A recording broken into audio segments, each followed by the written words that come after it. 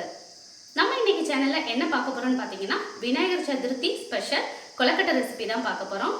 இதுல தேங்காய் நிலக்கடலை எல்லாம் சேர்த்து நம்ம ரெடி பண்ணி செய்ய போறோம். வாங்க எப்படி செய்யலாம்னு பார்க்கலாம். அப்படியே என்னோட வீடியோக்கு லைக் பண்ணிட்டு என்னோட சேனலை மறக்காம சப்ஸ்கிரைப் பண்ணிக்கோங்க. இதே மாதிரி நிறைய யூஸ்ஃபுல்லான வீடியோ நான் உங்களுக்கு ஷேர் பண்றேன். இந்த கொலக்கட்டை பண்றதுக்கு முதல்ல நம்ம பூரணம் ரெடி பண்ணிக்க போறோம். இதுக்கு ஒரு கப் அளவுக்கு நிலக்கடலையை ஒரு பேன்ல போட்டு மீடியம் ஃப்ளேம்ல வச்சு நல்லா வறுத்து எடுத்துக்க போறோம். ஏற்கனவே வறுத்த நடக்கலையாக இருந்தால் நம்ம வறுக்க தேவையில்லை. இது வறுக்காத நடக்கடலைனால நம்ம மறுபடியும் இதை வறுக்க போகிறோம். இதையெல்லாம் நல்லா வறுத்துட்டு நம்ம அப்படியே ஒரு பிளேட்டுக்கு மாற்றி எடுத்துக்கலாம். கறியை விட்டுறக்கூடாது. மீடியம் ஃப்ளேம்லேயே வச்சு வறுத்துட்டு அப்படியே பிளேட்டுக்கு மாற்றிடலாம். இதை நல்லா ஆற வச்சு இதோட தோலெல்லாம் நம்ம நீக்கி எடுத்துக்கலாம்.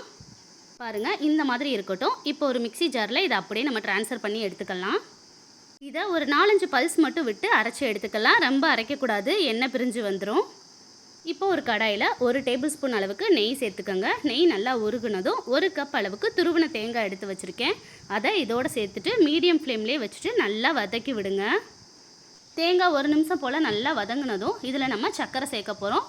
அடுப்பு மீடியம் ஃப்ளேம்லேயே இருக்கட்டும், ஹை ஃப்ளேமில் வைக்கக்கூடாது. இப்போ ஒரு 3/4 கப் அளவுக்கு நம்ம சர்க்கரை சேர்த்துக்கலாம்.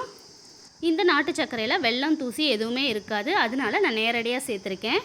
நீங்கள் மண்டை வெல்லமோ இல்லை சர்க்கரையோ சேர்க்குற மாதிரி இருந்தால் நீங்கள் அதை தண்ணி ஊற்றி பாகு காய்ச்சி நம்ம எடுத்து சேர்த்துக்கலாம். ஒரு 2 நிமிஷம் போல் நல்லா வதங்கினதும் நம்ம ஏற்கனவே பவுட்ரு பண்ணி வச்சுருந்தோம்ல நிலக்கடலை, அதை இதோடு சேர்த்துக்கலாம். இதோடு சேர்த்துட்டு நல்லா ஒன்றா மிக்ஸ் பண்ணி விட்டுக்கோங்க. இந்த அளவுக்கு நல்லா மிக்ஸ் ஆனதும் ஒரு 4 டேபிள் ஸ்பூன் அளவுக்கு தண்ணி சேர்த்துட்டு அதையும் ஒன்றா நல்லா மிக்ஸ் பண்ணி விட்டுக்கோங்க. இப்போ இதில் நெய், துருவன தேங்காய், நாட்டு சர்க்கரை, நிலக்கடலை எல்லாம் சேர்ந்து ஒன்றா மிக்ஸ் ஆகி வந்திருக்கும். இப்போ இதில் ஒரு 1/2 ஸ்பூன் அளவுக்கு ஏலக்காய் தூள் பொடி பண்ணி சேர்த்துக்கலாம். ஒரு 1/2 ஸ்பூன் அளவுக்கு நெய்யும் சேர்த்துட்டு ஒன்றா நல்லா எல்லாத்தையும் மிக்ஸ் பண்ணி விட்டுக்கோங்க. அவ்வளோதான், பூரணம் ரெடி ஆயிடுச்சு. இதை அப்படியே ஒரு 10 நிமிஷம் நல்லா ஆற வச்சு எடுத்துக்கோங்க. இந்த மாதிரி பூரணம் ரெடி ஆயிரும். இந்த பூரணத்தை அப்படியே சாப்பிட்றதுக்கே அவ்வளோ டேஸ்ட்டாக இருக்கும்.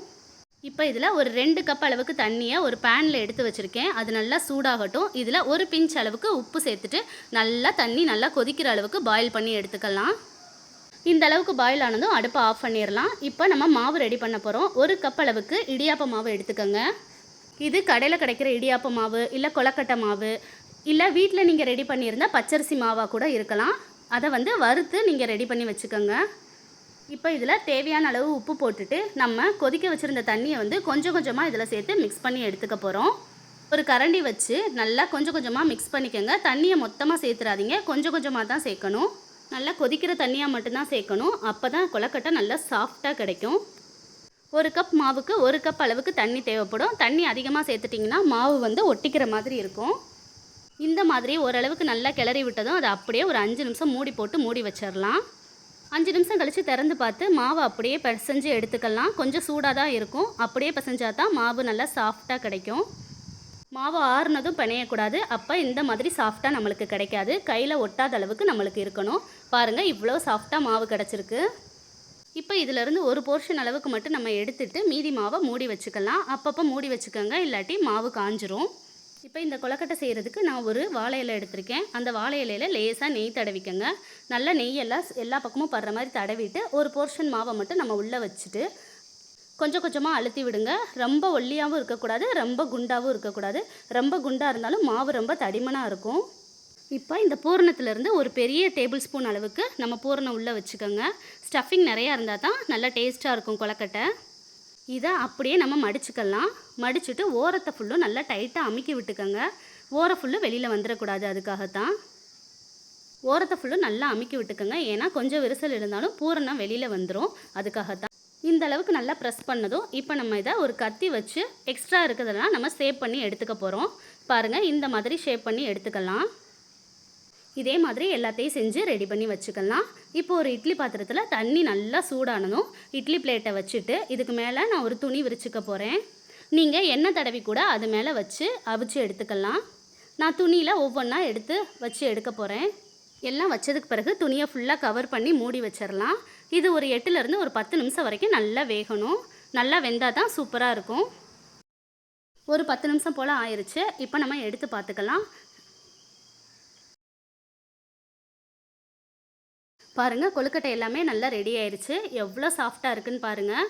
கண்டிப்பாக இதே மெத்தடில் நீங்களும் ட்ரை பண்ணி பாருங்கள். அவ்வளோ சூப்பராக, அவ்வளோ சாஃப்டாக இருக்குது.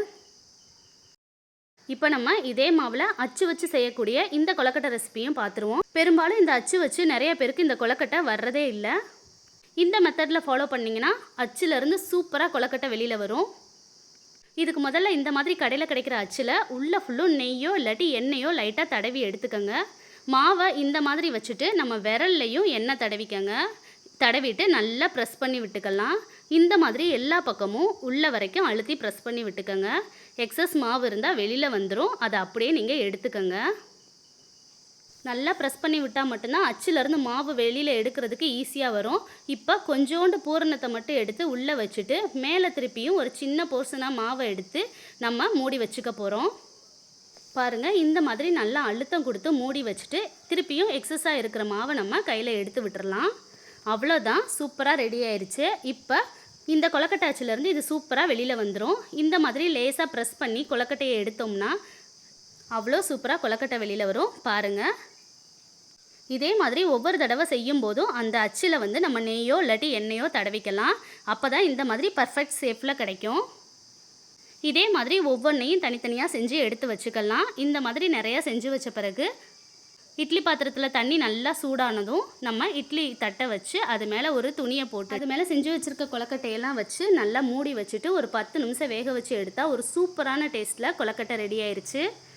நீங்களும் இந்த 2 மெத்தட்லேயும் கண்டிப்பாக கொலக்கட்டை ட்ரை பண்ணி பாருங்கள். எப்படி வந்துச்சுன்னு எனக்கு மறக்காமல் கமெண்ட் பண்ணுங்கள். இந்த விநாயகர் சதுர்த்திக்கு இதே மாதிரி கொலக்கட்டை செஞ்சு கொடுத்து உங்கள் வீட்டில் இருக்கவங்க பாராட்ட கண்டிப்பாக வாங்கிருங்க. இதே மாதிரி வேறொரு யூஸ்ஃபுல்லான வீடியோவில் பார்க்கலாம். பாய்.